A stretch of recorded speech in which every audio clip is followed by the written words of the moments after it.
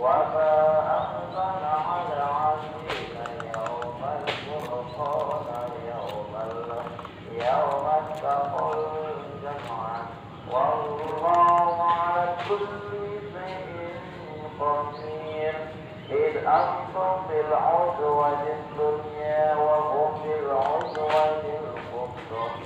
بالعدوة القصوى ورسله أسفل منكم ولو تواعدتم لاختلفتم في الميعاد